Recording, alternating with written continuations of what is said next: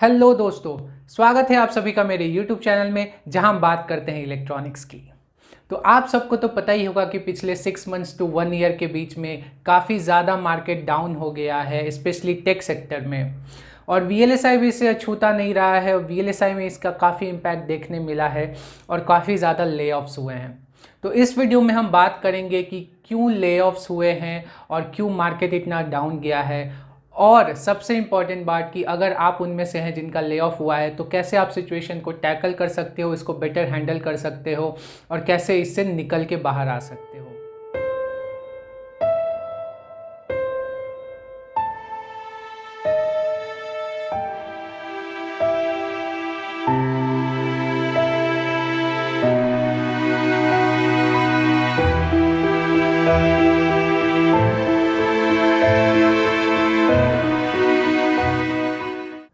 तो स्टार्ट करते हैं सबसे पहले कि ये सिचुएशन इतनी ज़्यादा ख़राब हुई क्यों।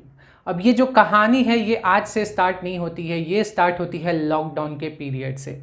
तो लॉकडाउन का टाइम था और सभी कोई घर पे थे, ऑफिसेज, स्कूल्स, कॉलेजेस सब बंद थे और बेसिकली सब कोई वर्क फ्रॉम होम या स्टडी फ्रॉम होम कर रहे थे। तो इससे क्या हुआ, जो डिवाइसेस हैं, लैपटॉप या आईपैड, फ़ोन्स, इसके डिमांड काफ़ी ज़्यादा बढ़ गई। इसकी डिमांड काफ़ी ज़्यादा बढ़ गई तो इसको इनकर करने के लिए जो कंपनीज़ है उन्होंने काफ़ी ज़्यादा हायरिंग की, बिकॉज़ बहुत ज़्यादा मात्रा में उनको क्या करनी थी, ये चिप्स मैन्युफैक्चर करने थे। तो बहुत ज़्यादा हायरिंग हुई और बहुत ओवर वैल्यू हायरिंग हुई, मींस बहुत ज़्यादा हाई पैकेजेस पे हायरिंग हुई, बिकॉज़ बहुत ज़्यादा इंजीनियर्स की रिक्वायरमेंट थी। जो आ रहा था उसको जो पैसे बोले वो पैसे दे के उनको जॉब पे रख लिया जा रहा था और बहुत ही मतलब एवरग्रीन सिनेरियो था। मैं भी उस पीरियड पे था और मैंने भी देखा बहुत सारे लोगों के एग्जांपल्स, बहुत ही अच्छे पैकेजेस पे प्लेसमेंट हो रहे थे और ईजिली प्लेसमेंट हो रहे थे। इवन आप मेरा टेलीग्राम चैनल अगर फॉलो कर रहे तो 2-3 साल पहले काफ़ी ज़्यादा उस पर पोस्ट मैं करता था जॉब्स के, बिकॉज बहुत ज़्यादा जॉब ओपनिंग्स भी थे उस टाइम पे। तो वन ऑफ द मतलब बहुत ही अच्छा एवरग्रीन पीरियड बोल सकता हूँ मैं VLSI इंडस्ट्री के लिए उस पीरियड को।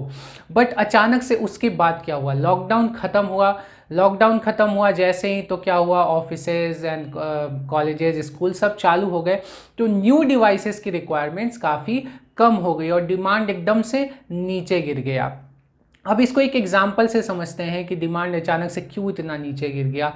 अगर आप एक घर का एग्जाम्पल लोगे, एक घर में 2 भाई हैं, राम और श्याम। तो राम बड़ा भाई है, उसने अभी क्या किया है, 12th किया है और अभी इंजीनियरिंग में वो एडमिशन लिया है। तो वो घर वालों को बोलता है कि मम्मी पापा एक लैपटॉप दिला दो, इंजीनियरिंग में काम पड़ेगा। तो वो एक लैपटॉप ले लेता है इंजीनियरिंग में इंटर करते समय। श्याम जो छोटा भाई है वो अभी 10th पास हुआ है, वो अभी IIT JEE की प्रिपरेशन करेगा, स्कूल जाएगा और उसके बाद क्या होगा, 2 साल बाद वो जब कॉलेज जाएगा तो वो भी लैपटॉप की डिमांड करेगा कि मम्मी पापा मुझे भी एक लैपटॉप दिला दो भैया की तरह। और सिमिलरली इसके और भी आगे आपको जानना है तो 2 साल बाद अगेन उसका जो बड़ा भाई है राम, वो क्या हो जाएगा, पास आउट हो जाएगा। तो जैसे ही पास होगा तो उसको एक लैपटॉप अपग्रेड की ज़रूरत पड़ेगी, बिकॉज वो लैपटॉप काफ़ी पुराना हो गया होगा और उसको हाईटेक चीज़ें करनी रहेगी अब, क्योंकि because he is already an engineer. तो अगेन 2 साल बाद एक नया लैपटॉप। तो इस तरह से सिनेरियो ये है कि हर 2 साल में राम और श्याम के घर पे एक नया लैपटॉप परचेज हो रहा है। This is ideal scenario, plus minus हो सकता है। अब देखो लेकिन लॉकडाउन में क्या हुआ, राम को तो लैपटॉप मिला ही बिकॉज वो इंजीनियरिंग में जा रहा था, साथ ही साथ श्याम ने भी बोला कि हमारे क्लासेस भी पूरे IIT JEE के ऑनलाइन हो गए हैं और मुझे अब फ़ोन से काम नहीं चल रहा है, मुझे नोट्स बनाने ये बनाने हैं, तो मुझे टच वाला लैपटॉप और अच्छा वाला चाहिए। तो क्या हुआ कि उसी पीरियड पे दोनों भाइयों ने लैपटॉप खरीदा।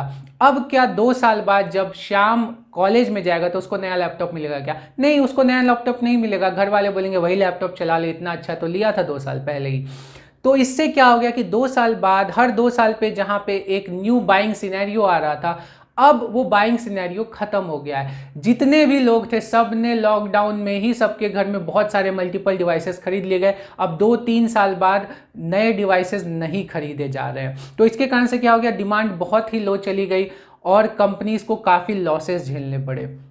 मतलब एक लॉसेस का अंदाज़ा आप इसी बात से लगा सकते हो कि आप जो भी मेजर जितने भी chip manufacturing specially mobile devices laptop के जो है, सबसे पहला नाम इंटेल ले लो, सैमसंग ले लो, एएमडी ले लो, और भी कंपनीज आप देख सकते हो, सबका यही एक पैटर्न आपको दिखेगा कि आप अगर उनका जो स्टॉक चार्ट देखो तो 2020-21 के अराउंड ये एकदम पीक पे था, ठीक है, और उसके बाद धीरे धीरे नीचे गिरते गए, और 2022 आप मिड के बाद जून जुलाई अगस्त सितंबर अक्टूबर में तो काफ़ी नीचे चला गया। ये आपको मोस्ट ऑफ द कंपनीज का यही ग्राफ दिखेगा, क्योंकि लॉकडाउन खत्म हुआ अराउंड जनरली मार्च 2000 अप्रैल 2022 के बाद से मोस्ट ऑफ द ऑफिसेस चालू हुए, और उसके बाद से बहुत ज़्यादा स्टीप डिक्लाइन मिला देखने मिला हमें डिमांड में, तो वहाँ से काफ़ी ज़्यादा लॉसेस हुए। और मोस्ट ऑफ द कंपनीज का आप यही देखोगे 2022 अगस्त सितंबर में एकदम लो है, और 2021 में एकदम पीक पे कहीं तो भी छू रहा है, वो लास्ट 5 ईयर का आप देखना,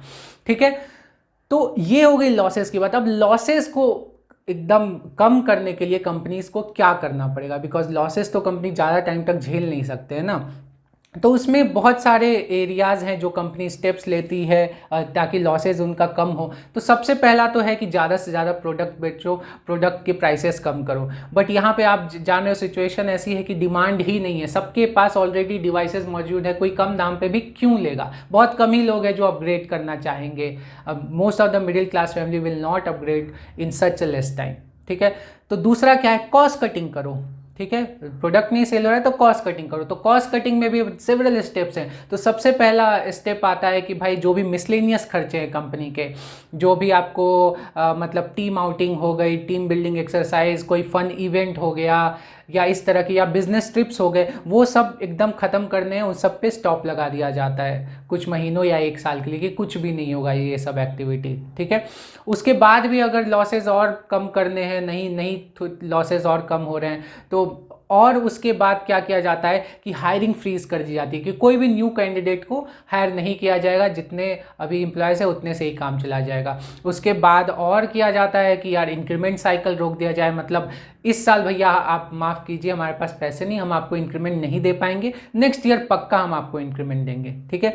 और इन सब से भी बात नहीं बनी तो बहुत सारे कंपनीज एम्प्लॉयज़ के सैलरी भी कट डाउन करते हैं, but generally most of the VLSI company में ऐसा नहीं देखा गया है, बट स्टिल बहुत सारे कंपनी ने ऐसा किया भी है। उसके बाद भी अगर काम नहीं बना, तब आता है रामबाण कि भैया अब तो ले ऑफ करना ही पड़ेगा, लॉसेस बहुत ज़्यादा हो गए, कंपनी सस्टेन नहीं कर पाएगी, तब ले ऑफ्स किए जाते हैं। अब ले ऑफ में भी एक स्टेप बाय स्टेप है कि किन किन लोगों को ले ऑफ किया जाता है, कौन लोग टारगेट पे रहते हैं। तो सबसे पहले तो जो बहुत ही सीनियर बंदे हैं, 25-30 साल से कंपनी में है और ऑलमोस्ट रिटायरिंग के एज पे हैं, मतलब उनकी सैलरी इतनी ज़्यादा है कि बॉटम के 500,000 एम्प्लॉयज़ के बराबर उनकी एक की सैलरी होगी। तो इतने हाई पैकेज, और फिर ऑलरेडी वो 60 ईयर्स के आसपास के हो जाते हैं, तो इट्स रिटायरमेंट एज। तो उन लोगों पे एक इज्जतदारी से उनको बोला जाता है कि भैया आप निकल जाइए, ठीक है। उसके बाद सेल्स मार्केटिंग, इन लोगों पे भी गाज गिरती है, बिकॉज ये जो लोग हैं मतलब सेल्स एंड मार्केटिंग करते हैं, और तो प्रोडक्ट की डिमांड ही नहीं है, तो सेल्स मार्केटिंग का क्या ही करना है ज़्यादा। तो यहाँ पे भी काफ़ी ज़्यादा ले ऑफ्स देखने मिलते हैं। उसके बाद आती है इंजीनियर्स की बारी। इंजीनियर्स में भी बहुत ही जो senior engineers, high paid engineers, उनको किया जाता है सबसे पहले। उसके बाद जो न्यूली ज्वाइंड है, स्पेशली जिनके साथ कंपनी का इमोशनल कनेक्ट थोड़ा कम है, जो लॉकडाउन के पीरियड में ही ज्वाइन हुए थे और थोड़ा सा ओवर सैलरीड भी हैं, बिकॉज लॉकडाउन में मैंने बताया ही थोड़ा हाई पैकेजेस पे ही, तो उनको बेसिकली एक देखा जाता है कि ठीक है, इनको हम ले ऑफ कर सकते हैं, इमोशनल कनेक्ट भी कम रहता है। बट मैं इस वीडियो में इनके बारे में ज़्यादा नहीं बात करूँगी, because they are already experience, काफ़ी साल से इंडस्ट्री में है, 2-3 साल से सब ऊपर के ही हैं, बहुत इंडस्ट्री में ये लोग पहले से हैं। तो ये लोग कॉन्फिडेंट हैं, इनको पता है क्या करना है, कैसे इस सिचुएशन से बाहर निकलना है, कहाँ क्या करना है, इनके कॉन्टेक्स्ट भी बहुत है। सबसे ज़्यादा जो मेजर इम्पैक्ट है जिनके लिए मैं बेसिकली ये वीडियो बना रहा हूँ, वो है इंटर्न्स।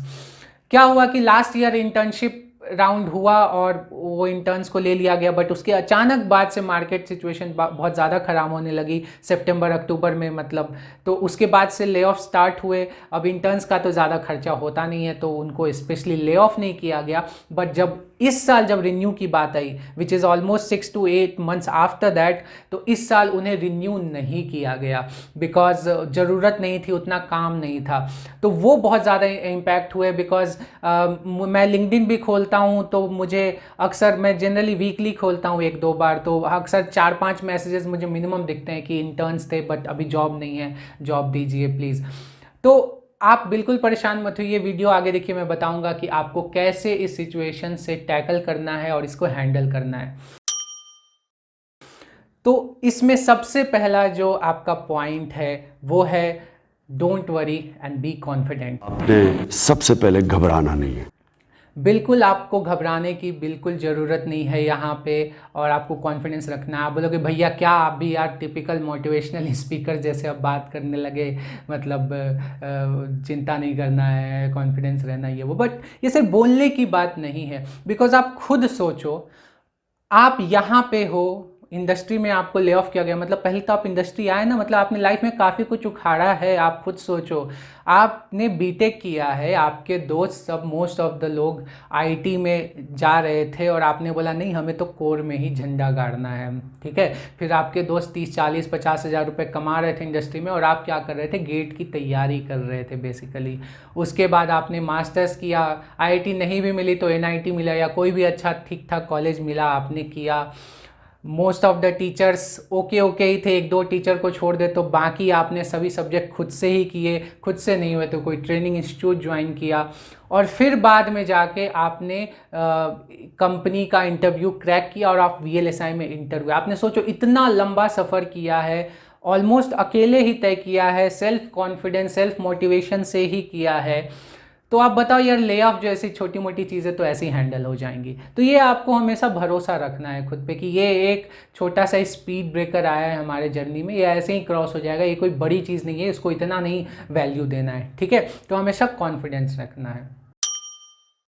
दूसरा पॉइंट आता है कि इस सिचुएशन को आपको पर्सनली नहीं लेना है। ओके, बिल्कुल भी इसको पर्सनली नहीं लेना, ये नहीं सोचना है कि यार कि टीम में इतने सारे लोग थे, मैं ही क्यों, वो भी तो देखो मेरे जितना ही काम करता था, या बहुत सारे लोग मेरे से भी कम काम करते थे, उनको नहीं निकाला मुझे निकाल दिया, मैनेजर ही हरामी है, ये है वो है। तो इस तरह से आपको बिल्कुल निगेटिव नहीं सोचना है किसी के भी बारे में, क्योंकि मैनेजर के ऊपर भी बहुत प्रेशर है। ऊपर से आता है कि यार ये प्लीज़ आप अपने टीम से 10%, हर टीम से 10% लोगों को ले ऑफ करना है, तो आपके जो भी टीम में 1-2-3 बंदे जो भी 10% आए उनको निकालना ही है। तो ये मैनेजर के ऊपर भी प्रेशर है और आपको इससे फ़ायदा नहीं होने वाला है। आपको और तो और क्या करना है, ठीक है। ये बिल्कुल नहीं सोचना है कि हम तो मैं साला किसी से बात ही नहीं करूँगा, कोई भरोसे के लायक नहीं है, ये सब नहीं सोचना है।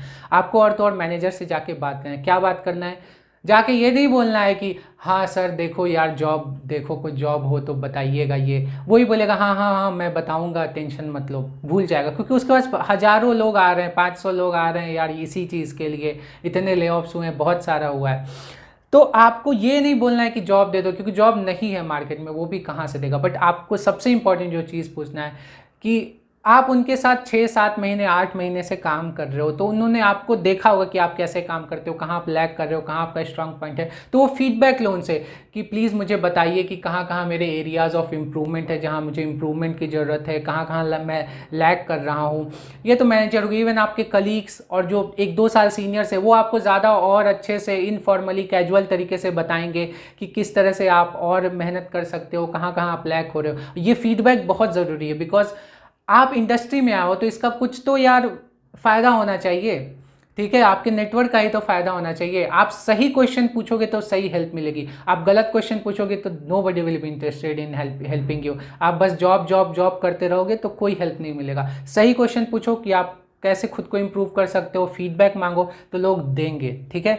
तो इसको हमेशा ध्यान में रखना, ठीक है।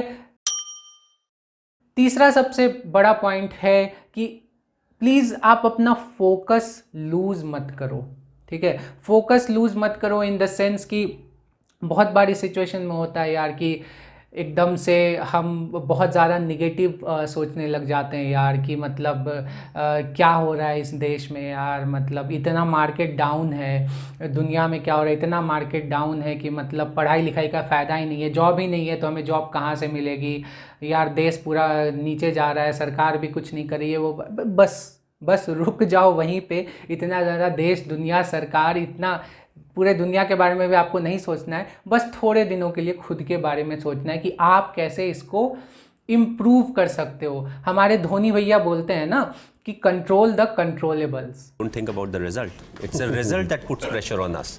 Worry about the controllables, and whatever the controllables are, we take care of it, we'll get the desired result. Thinking about the result never gives you result. Yes, you may have a target in mind, but what is more important is to take care of the small steps in life, what needs to be done, what I am supposed to do, what extra I can do, and that will help us achieve the target. तो आपको जो uncontrollable चीज़ है, ये जो industry cycle है, ऊपर नीचे, ये तो होते ही रहेगा, ठीक है। इसको आप नहीं रोक सकते, कोई कंट्रोल नहीं कर सकता, ये होते ही रहता है ऊपर नीचे हर 2-3 साल में। बट आपको क्या करना है, अब कंट्रोलेबल्स को कंट्रोल करना है, उसके बारे में सोचना है कि आप खुद से कैसे मेहनत कर सको, खुद की पढ़ाई कैसे कर सको, खुद को और इम्प्रूव कैसे कर सको, ठीक है। आपको इस पर फोकस करना है, तो इससे आपको फोकस लूज नहीं करना है। चौथा पॉइंट आता है यहाँ पे कि डोंट पैनिक, ठीक है। सिचुएशन थोड़ी सी खराब है, आप पैनिक मत करो इस सिचुएशन में कि आप पढ़े जा रहे हो और आपको लग रहा है कि यार 1 हफ्ते हो गए अभी तक कोई ओपनिंग दिखी नहीं, 1 महीने हो गए यार अभी तक कोई भी यार जॉब नहीं मिली, यार जो मिल रहा है डाल दो, जहाँ पे भी ओपनिंग आ रही है सब में अपना रिज्यूमे डाल दो। बैक एंड की पढ़ाई कर रहे हैं, फ्रंट एंड में, एनालॉग में, डिजिटल में, जहाँ मिल रहा है वहाँ पे अप्लाई कर रहे हैं।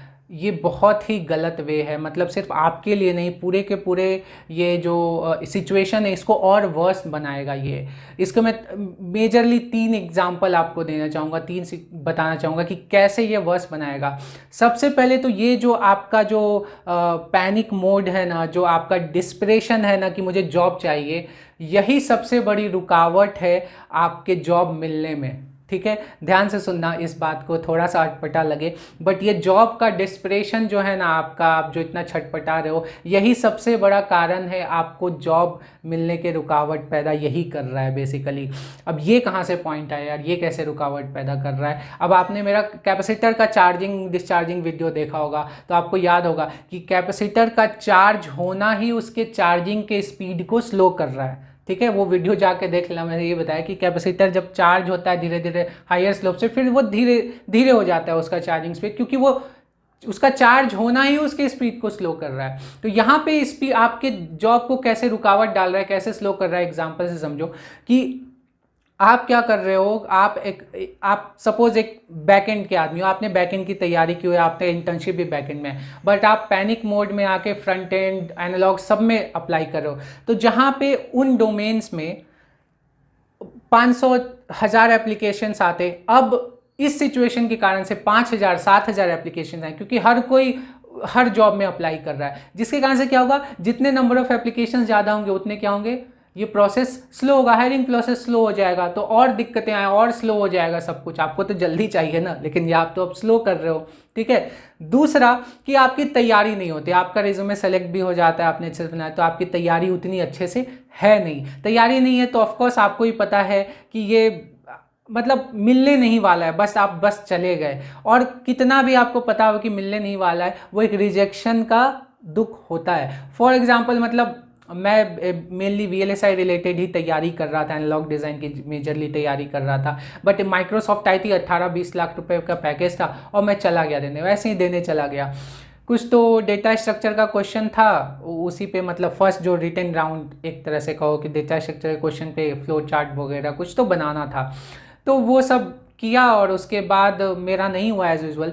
लौटते समय यार मुझे दुख हुआ, मुझे पता तो नहीं होने वाला, बट स्टिल जो रिजेक्शन का एक अलग से थोड़ा सा पेन रह जाता है कि हाँ यार नहीं हुआ, वो हो जाता है, इससे बेटर तो जाना ही नहीं चाहिए था। तो इसलिए बार बार आप भी रिजेक्शन झेलोगे ना तो इससे फ्रस्ट्रेशन होगा, तो प्लीज़ ये मत करो, इससे फ्रस्ट्रेशन आपका और बढ़ेगा कि यहाँ भी रिजेक्ट हो रहा हूँ, वहाँ भी रिजेक्ट हो रहा हूँ, ठीक है। और इसका जो मेजर पॉइंट है कि सपोज आपने अभी कोई भी फ्रंट एंड डिज़ाइन का रोल आया और आपने भर दिया और आपको बैक एंड वाले आपका सिलेक्शन नहीं हुआ, अब रिजेक्ट हो गए तो 6 महीने तक उस कंपनी में दोबारा किसी जॉब के लिए अप्लाई कर नहीं सकते हो। तो कोई भी आपके लाइक का भी रोल आया, बैक एंड का भी रोल आया तो आप नहीं अप्लाई कर पाओगे, तो ये आपका ही लॉस है। तो इसलिए पैनिक मोड में बिल्कुल मत आओ, इससे बेटर है आप प्लान बनाओ, ठीक है। प्लान क्या बनाना है बेसिकली, कि आपको खुद से पता है ना कि आपने मतलब आप में क्या कमी है नहीं है, सब आपको पता है। आपने सीनियर से भी फीडबैक लिया, मैनेजर से भी फीडबैक लिया, तो आपको अब अंदाज़ा लगाना है कि मुझे कितना टाइम लगेगा खुद को ये सब जो भी मेरी वीकनेसेस है इसको पूरा करने में। 1 महीने लगेगा, 2 महीने लगेगा, 3 महीने। तो उस 3 महीने का प्लान बनाओ जिसमें आप सोचो कि ठीक है मैं ये 2 महीने पढ़ूंगा, ठीक है, पूरा पढ़ूंगा, अपने स्किल्स को इम्प्रूव करूंगा। फिर ये लास्ट का 1 मंथ में जो भी स्टार्टअप वगैरह में एक बार इंटरव्यू देने का ट्राई करूंगा ताकि मेरा प्रैक्टिस हो जाए, और देखूंगा, एक बैकअप लेके रखूंगा कि स्टार्टअप में तो हो जाए, क्योंकि इंडस्ट्री से ज़्यादा दिन तक दूर रहना भी सही चीज़ नहीं है। उसके बाद MNC का कुछ आया, मेरा प्रैक्टिस हुआ रहेगा तो मेरा हो जाएगा। तो यार तैयारी इतनी अच्छी से करनी है ना, मतलब मन में ये ठानना है कि अगर साला एक ओपनिंग भी आए, किसी भी कंपनी एक ओपनिंग भी आए और मेरे रोल का आए, तो हज़ारों एप्लीकेंट आ जाए, सेलेक्ट तो मैं ही होने वाला हूँ। मेरी इस लेवल की तैयारी होनी चाहिए। तो फोकस इस पे होना चाहिए। कंट्रोल द कंट्रोलेबल्स का मतलब ये है कि तैयारी इतनी अच्छी करो कि कभी भी भगवान ने एक चांस भी दिया ना तो आप ही बाजी मारने वाले हो। इस लेवल की तैयारी होनी चाहिए, ठीक है। अब जो सबसे इंपॉर्टेंट पॉइंट है, जो लास्ट पॉइंट है, वो है कि डोंट लूज होप। बिल्कुल भी होपलेस नहीं होना। अब ये पॉइंट कहाँ से आया होपलेस का बात, क्योंकि देखो जब आप इतने अच्छे से तैयारी करोगे ना, और मुझे पता है जो मेरे सब्सक्राइबर्स हैं, मैं कुछ भी बोलता हूँ तो वो सुनते हैं, ध्यान देते हैं और उसको फॉलो भी करते हैं। तो ऊपर के 4 पॉइंट वो आप फॉलो करोगे, अच्छे से तैयारी करोगे, एकदम डटे रहोगे, लेकिन फिर भी आपको रिजेक्शंस मिल सकते हैं, क्योंकि यार मार्केट में बहुत कंपटीशन है। सही बताऊं तो बहुत कंपटीशन है, जॉब ओपनिंग्स कम है और जो भी ओपनिंग्स आ रही है उसमें बहुत ज़्यादा भीड़ आ रही है। तो अगेन बहुत कंपटीशन है, फिर भी आपको रिजेक्शन झेलने मिलेगा। तो उस रिजेक्शन से आपको होपलेस फील नहीं होना है। चीज़ें मुश्किल है बट धीरे धीरे ठीक हो जाएंगी। अब कैसे ठीक हो जाएंगी यही बताता हूँ। सब कहने की बातें नहीं है, मेरे पास पूरा प्लान है भैया। कि देखो सबसे पहले तो ये जो सिचुएशन थी मार्केट की, वो अब धीरे धीरे बेटर हो रही है। क्यों, कैसे बेटर हो रही है? आप पिछले 1 महीने से 6 महीने का डेटा देख लो, इन्हीं कंपनीज़ का, इंटेल हो गया या सैमसंग हो गया, ये देखो ये हल्का ग्रो कर रहे हैं, ठीक है, ग्रो कर रहे हैं। क्यों ग्रो कर रहे हैं? क्योंकि इन्होंने करेक्टिव मेजर्स लिए, ले ऑफ्स किए। तो आपने जो बलिदान दिया है VLSI इंडस्ट्री के लिए वो खाली नहीं गया है। इन कंपनीज को धीरे धीरे प्रॉफिट होना चालू हुआ है क्योंकि कॉस्ट कटिंग काफ़ी किया है।